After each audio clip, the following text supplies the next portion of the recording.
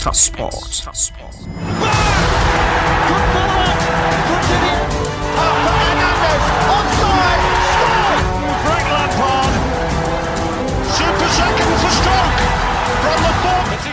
ላብ ማንቸስተር ዩናይትድ እስክክን ምለስ ደገፍቲ ማንቸስተር ዩናይትድ ያው ጋንታኹም በጣም ጠፊኦም ነበረ ትፈልጡኹም ኣብዚ ዓመት እዚ ድማ 40 ጸዋታ ጥራሕ ይከሳለጥ 38 ናይ ፕሪሚየር ሊግ ኣለዋ ተንክልተ ድማ ናይ ካፕ ጨዋታ ላካይደን ማለት እዩ ኣብ ኤፍኤ ካፕ ገና ኣብ ሳልሳይ ዙር ወዲቁ ኣብ ካራቦ ካፕም በተመሳሳሊ ብግሪምስቢ ተሳዒሩ ወዲቁና ሩበን አሚሮን እውን ክሰናወቱ ልገበረ ዞም ውጽኢታት ጆም ሕዚ ኣብ ትሕቲ ማይክል ካሪክ ብዙሕ ለውጦታት እናተረዮም ዝረከቡሞ ዳ አትሌቲክ ከም ገለጾት ኮይኑ 45 ዓመት ኣውጽሩ ኣሎ ሊድስ ዩናይትድ ላብ ኦልድ ትራፎርድ መጽዩ ሙሉ 3 ነጥብ ካብ ሊወስድ ማለት እዩ ስለዚህ ማንቸስተር ዩናይትድ ለዓመታት ድማ ዶሚኔት ልገበሮ እዩ ተገደዳ 18 ተኸታታሊ ጨዋታ ሊድስ ዩናይትድ ካብ ማንቸስተር ዩናይትድ ነጥብ ወሲዱ ይፈልጥ ብ2010 ናይ ኤፍኤ ካፕ ጨዋታ ኦልድ ትራፎርድ ሲዒሩ ይልብል ላፍተ ናይ ፕሪሚየር ሊግ ተመጺና ግን ሊድስ ዩናይትድ እዚ መርሃ ግብሪ እዚ ምናልባት እውን ዝኸውዶ እዩ ከም ማንቸስተር ዩናይትድ ኣብ ኦልድ ትራፎርድ ልኸውዶ ጋንታ የለ ሊድስ ዩናይትድ ማለት እዩ ስለዚህ ታሪክ ልዚ ናይ ሎሚ ናይ ሰዓት 4 ጨዋታ ድማ ለማንቸስተር ዩናይትድ ፌቨር ልገብሪ ማለት እዩ እዚ ጋንታ እዚ ግን ያው ናይ ሩበን አሚሮን ይደሎ ተይልና ምናልባት ሓጢያት ክኾንና እዩ ምክንያቱም ማይክል ካሪክ ተምለለው ጸገማት ሲንግል አውት ገይሩ ኣብኦም ድማ ፍታሕና ገበረ በጣም ልገርም ምንቅስቃስና ርኢና ይልረከብ ምናልባት ዩናይትድ ልክልወጥ ወይ ድማ ትራንስፎርም ልክኾን አይ ቲንክ ከቢድ ቃል ይመስለኒ ትራንስፎርም ማለት ግን ኣብ ከይዲ ለሎ ይመስለኒ ሓደ ለሐለፈ ዓመት መበል 15 ደረጃ ዝነበረ ጋንታ ሕዚ ኣብ ሳልሳይ ደረጃ ይዝረከብ እንደ ሓደጋታት ልጋጠሙ ኮይኖም እንኳስ ቅንዒሉ ለቶም ቀዳማይን ካልኣይን ለሎ ጋንታታት ናይ ምርኣይ ዕድል እውን ኣለዎ እዩ ላባኸነው ኣጋጣምታት እውን ኣሎ ገለገለ ወገናት ሩበን አሚሮን ቅልጥፍ ኢሉ ተልሰናበት ነይሩስ ልጽዋዕ ዶ ክንፈኻኸር ነርና ኢሎም እውን ክሳብ ምሕሳብ እውን በጽሖም እዮም ኢቭን ካሪክ ድማ ምስተረከቦ ናይ ሲቲ ናይ አርሰናል ጨዋታ ኮኸብ ዝነበረ ዶርጉ ሃምስትሪንግ ጉድኣት ወጽሕዎ ካፍተን ክልተ ጨዋታ ልዳሕርስ ግልጋሎቱ እውን አይረኸበይ ግን ኣብቲ ናይ ዶርጉ ቦታ ድማ እናተቀየረ ለኣት ዝነበረ ማቲያስ ኩንሃ ሎማ ዓመት ማንቸስተር ዩናይትድ ካፍቶም ለፈርሞም ቤስት ጨዋታ ድማ ሓደ ምዃኑ ነመስከረ ይልረከብ ለሐለፈ ሲዝን ካብ ቦክስ ወጻኢ 5 ጎል ነይርዎ ማቲያስ ኩንሃ ብሩኖ ፈርናንዴዝ እውን ተመሳሳሊ ስለዚህ ካሪክ ካብቶም ዘፋልጠና ዘሎ ታክቲካል አቀራረባ ናይ ማንቸስተር ዩናይትድ ለማቲያስ ኩንሃ ልጠቅም አይነት ለአብነት ተናይ ማቲያስ ኩንሃ ለመዝገባ ጎል ምስ አርሰናል ኣብ ኤምሬትስ ለህሊናኹም ምጽዋሞ አፈጣጥራ ኣብ ሓፈሻ ሴን ለመንስ ነውሕ ኩዕሶ ይሰድድ ስለዚህ ትነውሕ ኩዕሶ ልስደድ እዩ ናይ ማይክል ካሪክ ታክቲካል ጂኒየስ ልበሃል ለአብነት ናይ ተጋጠምቲ ተጫወቲ ብቁጽሪ ኣብ ሓደ ቦታ ክእጀሉ ኣብ ሓደ ቦታ ክእከው ናይ ምግባር ተኾሎ ተጫወት ልተወሰኑ ብቁጽሪ ተጫወቱ ማንቸስተር ዩናይትድ ለአብነት 3 ተኮይኖም ከባቢ 6 ተጫወቲ ናይ ተጋጣሚ ምስሓብ ማለት ይሃም ማግኔት እዚ ለተጫወተ አርሰናል ድማ ልስሓውሉ መንገዲ አህሊናኹም ምጽዎ ካው ቶሎ ይሉ ልቅየር ወይ ድማ ኢንተርቼንጃብል ለሆነ ፓሳት ብምግባር እንደገና እቲ በጣም ስፔስ ሒዙ ልጸንሕ ማቲያስ ኩንሃ ተጠቃሚ ለሆን ማለት እዩ ታይለኩም ነይራያ outside the box ማለቱን ካፍት ቦክስ ወጻይ ብዙሕ ጎል ለለዎ እዩ በስታቲስቲክስ ስለዚህ አፍተናቱ ተፈጥራው ለሆነ ክእለት ያው ብዙሕ ነገር ሙሳኽ ማለት እዩ ስለዚህ በዚህ መንገድ እዚ ማቲያስ ኩንሃ ድማ ብርክት ለወሉ ጎላት እና መዝገብ ይልርከብ ሓለውት ልዳት ከይተዳለዩ ለመዝገቦም ጎላት አለው ለአብነት ናይ አስቶን ቪላ ኣብ ልዕሊ አስቶን ቪላ ተቆጸረ ጎል ከተመዝገቡ ትኽሪኹም ያው ዓዊ ክሬዲት ብሩኖ ፈርናንዴዝ ዋላ ተወሰደ ምስ ፉልሃም ኣብ ዝነበረ ጸዋታ ድማ ደሴም ሓላው ልዳት ከይተዳለ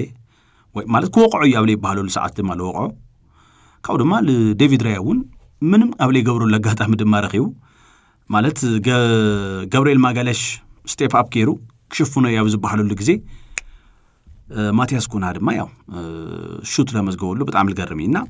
ናይ ማቲያስ ኩንሃ ካብ ቦክስ ወጻ ለለዎ ጥንካረ ማይክል ካሪክ ድማ ያው 50 አይነት አጋጣምታት እና ፈጠረ ጥንካሩ እና ተጠቀመሉ እዩ ሃፍ ስፔስ ልጥቀመሉ መንገዲ ማለት እውን ኣብ ጸጋም ወይ ድማ ቢየማን ለለው ናይ መስመር ተኸላኸልትን ምስቶም ናይ ማእኸል ተኸላኸልትን ታለላ ስፔስ ኢና ሃፍ ስፔስ ንብላ እሳ ብምጥቃዕ ድማ ቤስት ካፍቶም ልባሃሉ ናይ ፕሪሚየር ሊግ እንግሊዝ ተጫወት ሓደ እዩ ስለዚህ እዚ አቅሙዚ ኤክስፕሎይት ልክገብር ማይክል ካሪክ በደንብ ይሕግዘሎ እዩ 0-0 ግን ካፍቶም ሓሪፋት ፈረምትን ለማንቸስተር ዩናይትድ እንደገና ካፍቶም ልቀይርዎ እዩ ብርግጽ ብናይ ጋርናቾ ቦታ ይፈሪሙ ግን ናቱ ዓይነት ፕሮፋይል ይኾነ ማቲያስ ኩና ልፍለ እዩ ሃፍ ስፔስ ውን የጥቀዕዩ ቁጥረ 9 ውን ይኾን እዩ ናይ ክንፍ ተጫዋት ውን ይኾን እዩ ናይ ጋርናቾ ግን ሂት ማፕ ሐምላ ርኤና ተኮይኑ ሓንቲ ቦታ ሳውን በቃ ናይ ክንፍ ቦታ ለጢጡ ልጫወት ነበረ እዩ ስለዚ ጋርናቾ ካብ 36 ጨዋታ 6 ጎል 2 አሲስት ነይሩ ማቲያስ ኩና ውን ጽቡቕ ልኾኑ ቁጥረታት ናርኤ ዝረከብ ካሊ ማንቸስተር ዩናይትድ ካፍቶም ተቀየሩሎም ወይ ድማ ብጣዕሚ ለውጥ ልመጸሎም ቦታታት ናይ ሓላው ልዳት ቦታ እዩ ሕዚ ለደንግጹ ዜናታት አለው ለአብነት ኦናናስ ክምለስ ይኽእል ኢላ ማንቸስተር ክባሃል ተሎ ለይብርግግ ደጋፊ ናይ ማንቸስተር ሎ ይመስለኒ ኦናና ብስሩ ኣብ ማንቸስተር ዩናይትድ ክሪኦ ልደሊ ደጋፊ ሎ ይመስለኒ ሕዚ ብጣዕሚ ልተረጋግዐ ምንም ሾው ክሰርቕ ለይደሊ ስርሑ ልሰርሕ ትክክለኛ ውሳነታት ልውስን ሓላው ልዳት ድማ ማንቸስተር ዩናይትድ አፈሪሞም አለው ቤቢ ኮርቷ ሰን ለመንስ እትምክልኻል ናይ ማንቸስተር ዩናይትድ ልተረጋግዐ ላብ ምርግጋዕ ድማ ለምጾ እዩ ሓደ በጣም ልገርም ቁጥር ክነግረኩም ለሐለፈ ዓመት አንድሬ ኦናና ለማንቸስተር ዩናይትድ ከአትዮም ካብሉ በሃሉ 1.53 ኤክስጂ ሒኑ እዩ በዚ ድማ ኣብ ፕሪሚየር ሊግ እንግሊዝ ካብ ዝርከቡ ሓለውት ልዳት መበል 16 ደረጃ እዩ ውሑድ ዩሴቭ እዩ ንዑ ዝተከሰን ለምንስ ድማ ላብ ዩናይትድ ከአትዩ ኤክስፔክት አውል ግበሩ ወይ ድማ ኤክስጂ 5.21% አድሒኑ እዩ እዚ ድማ ተሳልሳይ ቤስት ሓላው ልዳት ይገብሮ ፕሪሚየር ሊግ እንግሊዝ ሶፋር ኢና ንብለና ገና ካይዱ ጨዋታታት ስለለለው እዩ በተለይ አንድሬ ኦናና በቀሊሉ ክትሓዙ ልግብኦም ኳዓሳሱ እናተመዝገበው ደገፍትን ተጫዋትን ማንቸስተር ዩናይትድ አሜዳ ድማ ሕርቃኖም ፍራስትሬሽኖም ድማ ሪና ንፈልጥ ኢና እዚ ተጫዋት እዚ ግን ቀልድ ላይ ይፈልጥ እዩ ማለት ለይምዝገቡ አይምዝገቡ ወይ ሕዚ ስታቲስቲክስ ከም ለርእና ተኮይኑ ለማንቸስተር ዩናይትድ ተጋጠምቲ ልፈጥሩዎም ዓበይቲ ዕድላት እንድሕር ላይ ኾኑ ቀለልቲ ዕድላት ድማ በሴን ላመንስ ክምለሱ እዮም ልርእለው በተመሳሳሊ አቦክስ ልፍጠሩ ዕግርግራት ድማ ለአሌሉ መንገዲ ልውስኖ ውሳነታት ድማ በብዛሓት እናታ ይናደሎ እዩና ተናይ ቦክስ ቁጽጽሩ ኩዕሾ ልብትነሉ መንገዲ ናይ ሴን ላመንስ ፊርማ ድማ ዋው ለብሊና ካፍቶም ማንቸስተር ዩናይትድ ኣብዛ ዓመት እዚ ጽቡቕ ኮይኖም ክንሪኦም ልገብርሎ እዚ ሓላው ልዳት ምፍረሞም ተዋሂለሎ በዛ አጋጣሚ እዚ ክልተ ቅድም ማንቸስተር ዩናይትድ ክልተ ናይ ፕሪሚየር ሊግ ጋንታታት እዮም ተዋሂለሎ ስታቲስቲክሱ ናይ ቤልጅየም ስታቲስቲክስ ሪኦምስ እዚ ለፕሪሚየር ሊግ ይሆን ኢሎም ድማ ገዲፎም ወይ ተዋሂሉ ሩበን አሚሮን ድማ ተናይ አስቶን ቪላ ሓላው ልዳት ማርቲኔዝ ደሊም هم ነበሩ ይፍለጥ እዩ ካውን አሞዳታ ላይ ተሳኸዐ ናይ ዋትኪንስ ዝውውሩን እዚኦም በቃ ማለት ልክ ሓምቲ ጋርዲዮላ አንቶላ ዋጋዕናዮ አንቶዋን ሲሜኖ ማርኮ ጌ ፕሪሚየር ሊግ ለመዱ ሞድማ ለምደልሎም ተጫዋቲ በቃ ሬዲ ሜድ ቅልጥፍ ኢሎም ድማ ላፍት ጋንታ ክሽኩዕሉ ልደል ተጫዋቲ ይደል ኔሩ አይ ኖ ለሕዝን ልቀጻለኒና ኢሎም ድማ ስለለይ ተስማዕምዑ እዚኦምን ወድ እዚኦምን ልፈጠርዎም ድማ ያው ውጽኢቱን ክምዝገበ ይኻለይ ድርቅና ናይ ተሰልጣነውን ኣብ ግምት ኣትዩ ክሰናበት ኺእል እዩ 0-0 ግን ናይ ሎማ ዓመት ቶም 4 ተፈረምቲ ኢና ንርእለና ሞ ቤስት ምዃኖም ለርእዩ ልትጋንታ ነቐይርዎ እዮም ዝረከቡ ተኻሊ ያው ኩላትና ንስማዕምዕሉ ብራያን ኢምቦሞ እዩ ብራያን ኢምቦሞ ኣፍቲ ልለመዶ ቦታ እዩ ኣብ ማንቸስተር ዩናይትድ እናተሰለፈ ነይሩ መጀመርያ ሩበን አሚሮን ኣፍቲ ልፍለጠሉ ቦታ እዩ ማቲያስ ኩናን ልኡን እቲ ካብ ኣብ ወልቭስ እዚ ድማ ብተመሳሳሊ ኣብ ብሬንትፎርድ ሞራብ ልጫወትሉ ቦታ ያው ከሰልፎም ጀሚሩ ካሪክ ካብ ልመጽገን ያው ናይ አሰላልፋ ለውጠሎ በተለይ ድማ ለብራያን ኢምቦሞ ቁጥር 9 ገይረኸ ናይ ምጥቃም ተኸእሎታት ድማ ናራእና ኢና ንረከብ ቶም ሓደ ናቱ መግለጽታት ግን እናጠቆም እዮም ንረከቡ ልትጋንታ ለኣብነት ብካውንተር አታክ በጣም ሓያል ጋንታ ልክኾን ገይረም እዮም ምስ አርሰናል ምስ ማንቸስተር ሲቲ ምስ ፉልሃም ኣብ ሓደ ጋንታ ጨዋታታት ድማ ብቢውልድ አፑን ልሳተፍ እዩ ለኣብነት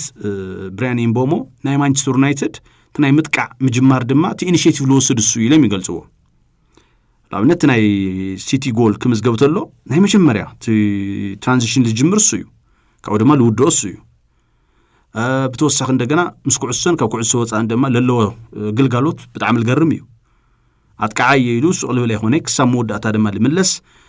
ላጓይ ቦታ ለሽፍን ዓይነት ተጫዋቲ እዩ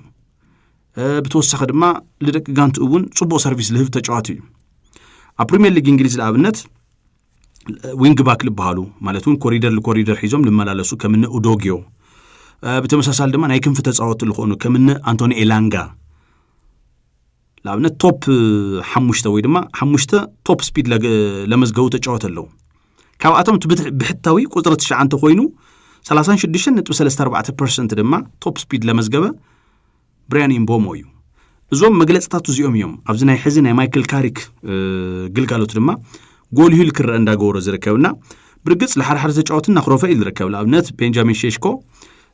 5 ጎል መዝጊውሎ ኣብ ትሕቲ ማይክል ካሪክ ካብ 9 ተጫዋታ ማለት እዩ ቤስት ሳቡና ተባለ ይዝርከብ ብርግጽ ሲያሜ ሶይደለይሱ ኣነ ትክክለኛ ቁጥር 9 እየ ናይ ብሩኖ ፈርናንዴዝን ካልኦትን እንድሕር ክሮስ ለመጽኑ ኮይኖም ምሕረት ለይገብር ዓይነታት ቃዓየሉ ናትዘረብ ዝርከብ በሚዲያታት ሕዛዚ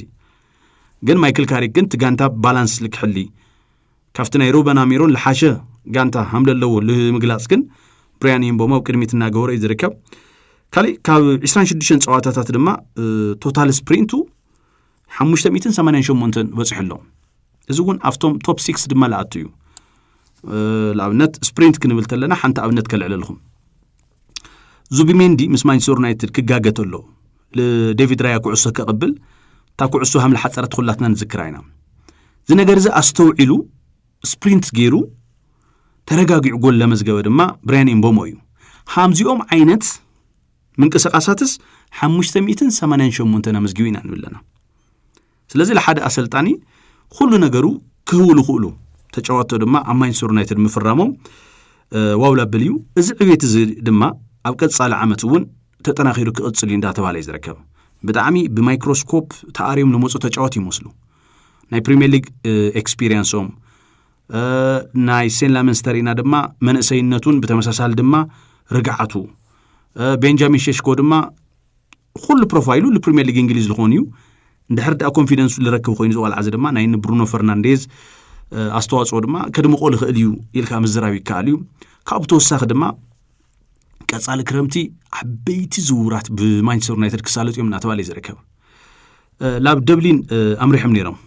ተጫዋት ማንቸስተር ዩናይትድ ያው ማዓት ዕረፍት እንዲንዮ 35 መዓልታት ድማ ጨዋታ ያካሄዱ ይልናይና ላብ ደብሊን አምሪሕም ሪፍሬሽ ገይሮም መጽዮም እዮም አው ድማ ብሩኖ ፈርናንዴዝ ቃለ መሕተት ተሳሊጡ ነይሩ እና ማንም ደጋፊ ፍሬሽ ስጋ ይፎት ይሉ ገሊጹ እዩ ማለት ኣብ ገዛስ ስጋ ትበልዕ ኢኻ ግን ይስልቸካ ሞት ኣብ ገዛ ለሎ ስጋ খাሊ ሓድሽ ስጋ ደማስ ትደሊ ኢኻ ይልሎ የበኸብድና ስለኔ ደራደር እዩ ለልዕሎኽ ግን ቃል በቃል ሱ ይገሊጹ ብሩኖ ፈርናንዴዝ እውን በቃ ፍሬሽ ሚትስ ትደሊ ኢኻ እስከ ሓድሽ ስጋ ነምጽ ኢኻ ትብል ስለዚህ ማንም ደጋፍ እንደገና ሓድሽ ተጫዋትስ ኣብ ጋንቱ ክሪ ይደሊ እዩ በቃ ሓድሽ ተጫዋቲ ሓድሽ መንፈስ ሓድሽ ዓይነት ተጫዋታ እዚኦም ሁሉም ይደሊ እዩ እና ትጋንታ ከተናኸር ተዋይል ትጽቢታም ልግበር ባዕሉ ብሩኖ ፈርናንዴዝ እውን ገሊጹሎ ሱሞ ማይተገለጸ ግን ክልተ ናይ ሚድፊልድ ተጫዋቲ በቃ ለማንቸስተር ዩናይትድ ልክመጹ ድማ ሁሉ ነገር ከም ተወደ እንዳተገለጸ ዝረከብ ስለዚህ ካሪክ ካብ ልሕዞ ማንቸስተር ዩናይትድ በጨዋታ ውጽኢት ብምርካ በሁሉ ማዕቀነ ድማ ጽቡቅና ሆነ ይልረከብሞ አምንታይ ኮይኑ ይውድ ልብል ክንርኢና አስቶን ቪላ ማዕር ሓደ ተፈላልሎ ቸልሲ ተሳዒሩሎ ናይ ሊቨርፑል ቁዋም ድማ ገና ይፍለጢ ስለዚህ ተረጋጊዑ ዲኩዶ ተናይ ቻምፒየንስ ሊግ አውሮፓ ቦታስ ወይስ ኢልና ድማ ካልኦት ሕቶታት ግን ሓተ ትገብረና እዩ ብርግጽ ተናይ ፕሪሚየር ሊግ እንግሊዝ ኣብ ቻምፒየንስ ሊግ አውሮፓ ብለለውን ተሳትፎ ኮኤፊሽንት ማለት እዩ 5 ጋንታታት ፕሪሚየር ሊግ እንግሊዝ ኣብ ቀጻሊ